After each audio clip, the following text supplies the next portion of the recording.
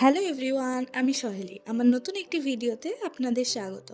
আজ বৃহস্পতিবার সকাল সকাল স্বর্ণ অফিসে চলে গেছে আর আমি ফ্রেশ হয়ে পুজো দিয়ে নিলাম। এবার যাব রান্না করতে। কাল রাতে কিছুটা মাংস রান্না করেই রেখেছিলাম। আমি বাড়িতে আগে তেমন কিছুই রান্না করতাম না। এখানে আসার পর আস্তে আস্তে অনেক কিছুই ট্রাই করছি। তেমনই আগের সপ্তাহে ফ্রাইড রাইস রান্না করেছিলাম, সেটা খেতে ভালোই হয়েছিল। কাল রাতে যখন মাংস রান্না করছি সেটা দেখেই ও বলল একটু ফ্রাইড রাইস হলে এর সাথে বেশ ভালোই হবে, তাই আজ একটু ফ্রাইড রাইস রান্না করব। রান্না করার পরে যখন দেখি ও খুব তৃপ্তি করে সেই খাবারটাকে খাচ্ছে, তখন যেন রান্না করতে আরও বেশি ইচ্ছে করে, তখন আরও ভালোও লাগে রান্না করতে।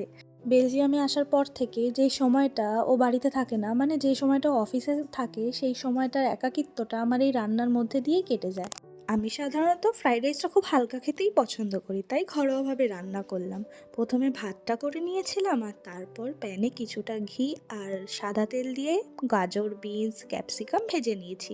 ওই ভাজা তেলেই গরম মশলা দিয়ে ভাতটাকেও মিশিয়ে নিয়েছি। কিছুটা চিনি, গোলমরিচ দিয়ে ভালো করে মিশিয়ে নিলেই হয়ে গেল খুব টেস্টি কিন্তু খুব সিম্পল ফ্রাইড রাইস।